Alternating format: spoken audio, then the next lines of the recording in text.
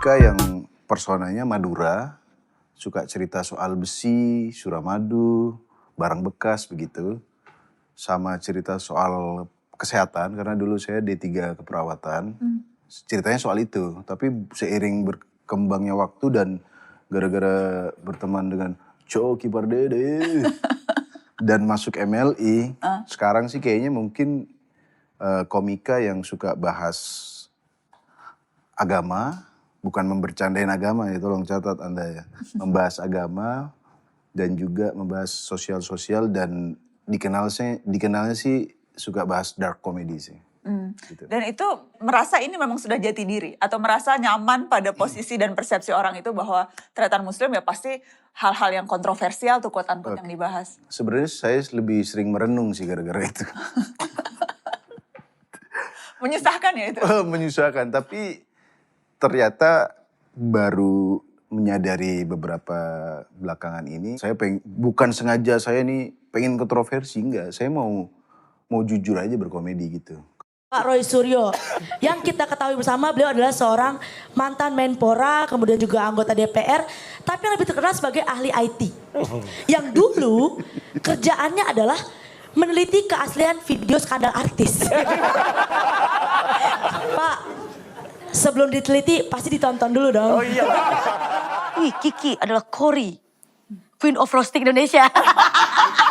Padahal sempat kayak kaget. Itu jadi beban buat Kiki? Beban dong, pastinya kayak aduh. Jadi makanya kalau diundang untuk roasting yang apa ditayangkan di TV nasional yang hanya akan orang satu Indonesia nonton, itu aku harus prepare-nya bener-bener gila-gilaan. Bisa nggak tidur karena ekspektasi orang Kiki komika cerdas katanya. Ada polisi di sini. Salam presisi Pak. Yang nggak tahu ya masing-masing beda-beda ya. Ada yang bisa observasi yang kayak melihat hal yang aneh di minimarket. Udah dibahas gitu. Tapi kalau saya tuh bukan di titik yang gimana-gimana. Saya tiba-tiba lupa aja gitu. Walaupun resah nih tapi nggak selalu kepikiran. Cuma kalau sosial politik itu betul-betul yang kayak ke bawah terus tuh.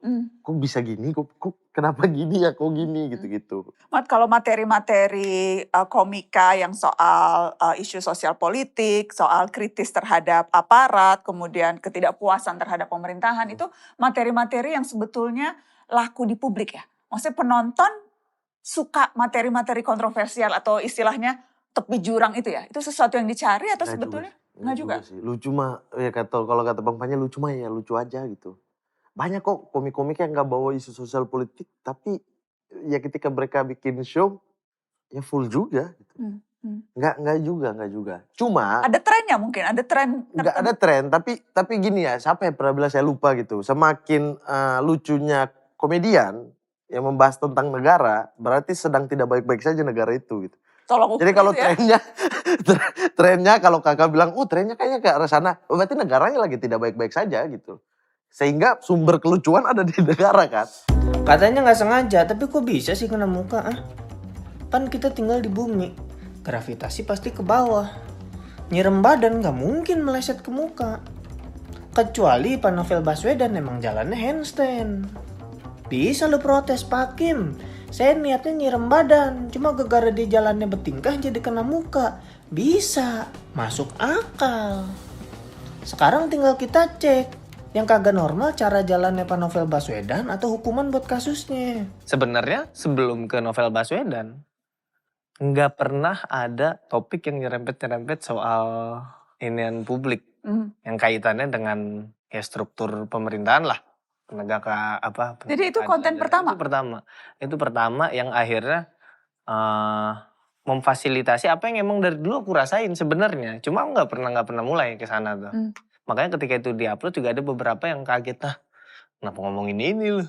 Biasa cuma ngomongin sholat Jumat, ngomongin ini, kenapa jadi bahas ginian. Padahal sebenarnya memang dari dulu ya aku suka soal itu. Dan kesukaan itu atau perhatian itu karena apa? Apa misalnya karena di rumah sering diskusi itu, atau lebih karena kamu memang selalu gatal ngelihat isu-isu aneh publik atau